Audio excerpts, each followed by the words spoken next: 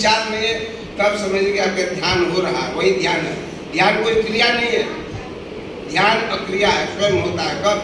जब मन मर जाए। मर जाए का मतलब मन जीरो, शांत हो जाए, कहीं जा नहीं रहा। लेकिन इसकी प्रकृति है कि हमेशा बाहर जाता है। हम हमेशा भूतकाल और वर्तमान काल में रहते हैं। कोई भी मनुष्य यही टेंडेंसी है कि भूत और वर्तमान के कारण भविष्य की बात करता है। तो यह ध्यान नहीं है, जीना भी नहीं है। अगर आप वर्तमान में जीने की कला सीख लेते हैं, वही ध्यान है। वर्तमान में जीने की कला का नाम ही ध्यान है। जैसे कि आप भूतकाल में है तो कुछ मिलेगा तो है नहीं, भूतकाल में तो कोई काम होता नहीं, और भविष्य काल में भी कोई काम होता नहीं। कहते हैं हम लोग सभी, लेकिन कोई भी काम मैं चैलेंज के साथ कहता हूँ कि भूतकाल में न काम होता है, न भविष्य काल में काम होता है। जब होता है वर्तमान काल में।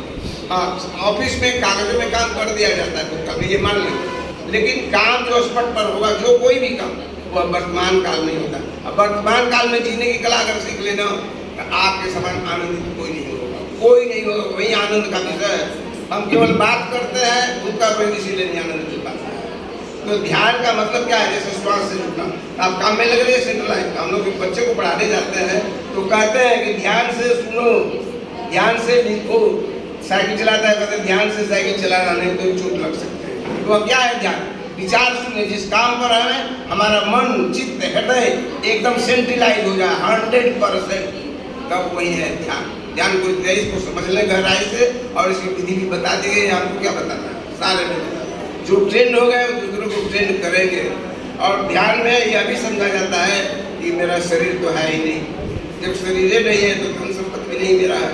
जो भी धन संपत्ति है, कल बताया गया कि जो हुआ वो अच्छा हो रहा हुआ, और जो हो रहा है वो अच्छा ही होगा, हो रहा है, और जो होगा वो अच्छा ही होगा। इस सूत्र पर अगर हम समझ जाए हृदय से, तो कभी भी हमारे जीवन में दुख नहीं आ पाएगा, कभी नहीं। दुख जो है, आप लोग समझते हैं कि हमेशा सुख रहे, ऐसा कोई संभव नहीं है। जैसे दिन और रात का होना तय है, रात होगा दिन होगा ना, उसके से सुख दुख आते रहेंगे। हमको सुख दुख से ऊपर उठना है।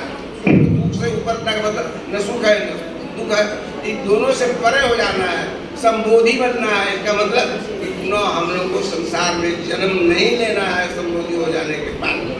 तो प्रक्रिया अनंत है, इसकी चलती रहेगी, चलती रहेगी। जैसे यात्रा है, आप आए घर से यहाँ तक 3 दिन रह के जाएंगे, इसी तरह से ये अविनाशी का चक्र का जीवन है, चल रहा है, थोड़े समय के लिए आया है। तो थोड़े समय का मतलब होता है जन्म से मृत्यु तक। तो मृत्यु अविनाशी का थोड़ा होता है, शरीर का होता है। ऊर्जा जैसे है, हम लोग पढ़े हैं, पढ़ाए भी हैं, ऊर्जा का न क्षय होता है न निर्माण होता है, उसका केवल रूपांतरण होता है। उसी तरह से अविनाशी का रूपांतरण होता है। तो हम चाहेंगे कि अब हमको क्षमा किया जाए, समय अधिक ले लिए।